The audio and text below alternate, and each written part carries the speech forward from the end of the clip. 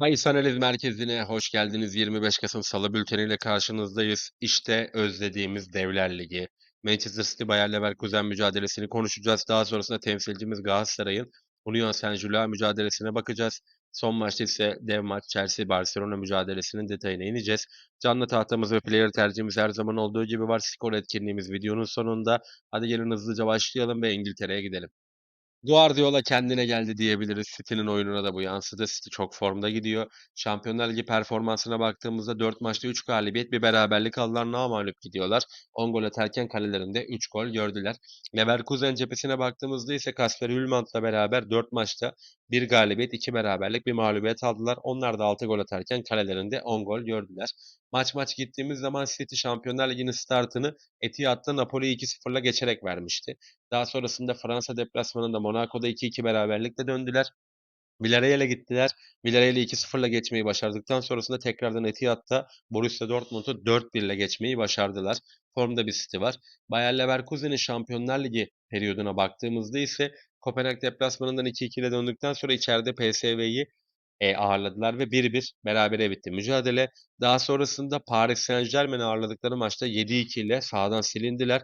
Son maçta ise Mourinho'nun Benfica'sını yenerek biraz daha yara sardılar diyebiliriz. Şimdi artık Leverkusen şu anda 21. sırada ve burada Kulüp Brugge, Eintracht Frankfurt, Napoli, daha altta Juventus gibi takımlar var.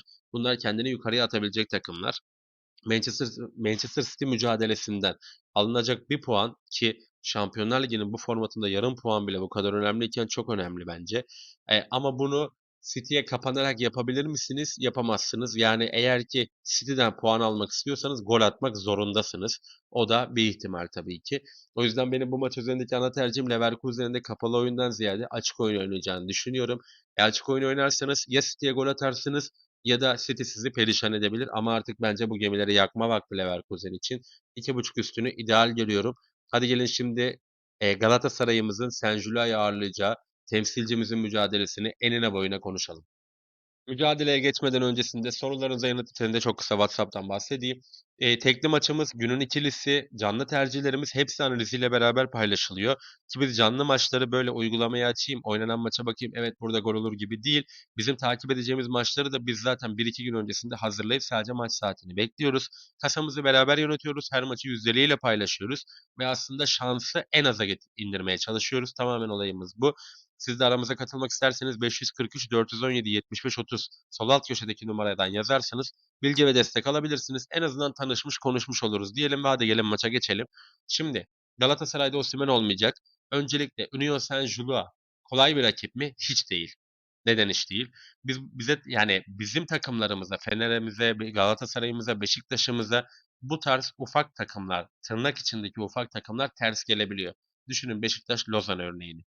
Mesela Victoria Pilsen Fenerbahçe mücadelesini. Yani tırnak içindeki bu kolay gibi gördüğümüz takımlarda biz problem yaşıyoruz ülkecek. Maçın detayına baktığımızda Galatasaray'da Osimhen olmayacak. Çok büyük kayıp mıdır? Kesinlikle bu maç üzerinde çok büyük kayıptır. Union Saint-Gillois'u biraz anlatayım. Şu anda Belçika Ligi'nde lider durumda. Özellikle forvet hattında Akimpelu ve Kevin'la beraber çok hızlı ve çok varyasyonel hücumlar yapabilen bir takım. Taraftar baskısına çok alışkın bir takım. Çünkü kendi taraftarı da çok iyi bir Union Saint-Gilloise var. İç sahada çok etkili bir takım aslında. O yüzden buradaki atmosfer de evet onları tabii ki biraz etkileyecektir. Tabii ki paniğe sürükleyecektir ama böyle çok ayaklarının titreyeceği bir mücadele beklemiyorum. Bence ayağı yere basan bir takım diyebilirim Saint-Gilloise için. Bu maç üzerindeki benim ana tercihim 2,5 üstü yönünde olacak. Evet Galatasaray'ın kazanmasını bekliyorum. Hepimiz de bunu istiyoruz ama Saint-Gillois'dan da maalesef gol bekliyorum ben. O yüzden 2,5 üstü ve karşılıklı gol var. Biraz oran yükseltmek isteyenler değerlendirebilir ama benim maç üzerindeki ana tercihim maçta minimum 3 gol sesi çıkacağı yönünde olacak. Hadi gelin Şampiyonlar Ligi'ne yakışır olan bir maça daha Chelsea Barcelona'ya geçelim. City ve maçın ismini gördüğümüzde Şampiyonlar Ligi, tam bir Şampiyonlar Ligi maçı diyebiliriz. Chelsea Barcelona'yı ağırlayacak. Öncelikle bir takımların genel verilerine bakalım. Barcelona 4 maçta 2 galibiyet, bir beraberlik, bir mağlubiyet aldı. 12 gol atarken kalesinde 7 gol gördü. 11. sırada. Chelsea ise 12. sırada. Onların da benzer bir senaryosu var. 2 galibiyet, bir beraberlik, bir mağlubiyet. 9 gol atarken kalelerinde 6 gol gördüler. Maç baktığımızda öncelikle Barcelona'dan başlayalım. Hansi Flick'in öğrencileri İngiltere'de Newcastle deplasmanını 2-1 ile galip gelerek geçtiler. Daha sonrasında içeride Paris Saint-Germain'e 2-1 yenildikten sonrasında Camp Nou'da, daha doğrusu idareten oynadıkları statta diyeyim, Olympiakos'u 6-1 ile geçmeyi başardılar. Son maçta ise Belçika'da Kulüp Brugge sürpriz bir şekilde 3-3 berabere kaldılar. Ki Kulüp Brugge son dakikada bir gol attı fakat sayılmadı. VAR'dan döndü. Chelsea cephesine baktığımızda ise Maresca'nın öğrencileri artık iyiden iyi oyununa oturttu diyebiliriz. Premier Lig'de de bir seri yakaladılar aslında. Şampiyonlar Ligi'ne baktığımızda Bayern Münih'e 3-1 mağlup olarak başladılar Şampiyonlar Ligi serüvenine. Daha sonrasında içeride Mourinho'nun Benfica'sını 1-0'la geçtikten sonrasında Ajax'ı 5-1 gibi net bir skorla geçtiler. Can Azerbaycan'ımızdan Karabağ deplasmanından ise 2-2 beraberlikle döndüler. Baktığımız zaman son iki maçında da gollü beraberlikler alan iki takımın mücadelesi. Bu maç özelinde benim ana tercihim, ona geçmeden öncesinde özellikle oyuncu kısmına baktığımızda şunu, kendi görüşümü söyleyeceğim. Ben Lamine Yamal'ın kendi kariyerine ihanet edeceğini, kendi yeteneğine ihanet edeceğini düşünenlerdenim. O yüzden bence Yamal artık freni patlamış kamyon gibi yokuştan aşağı düşecektir diye düşünüyorum. Çünkü futbol bu konularda çok acımasız bir spor dalı. Onun altını çizeyim. Barcelona'da biraz eksikler var. Her ne kadar Chelsea'yi %51'e 49 önde görsem de maç özelindeki ana tercihim karşılıklı gol var olacak.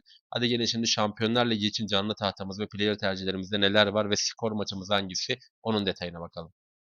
Canlı tahtamıza baktığımızda Bodo Glimt Juventus mücadelesinde Juventus'un gol ve gollerini takip edeceğiz. Dortmund Villarreal mücadelesinde ise hem ilk yarı hem ikinci yarı ortaya golleri takip edeceğiz.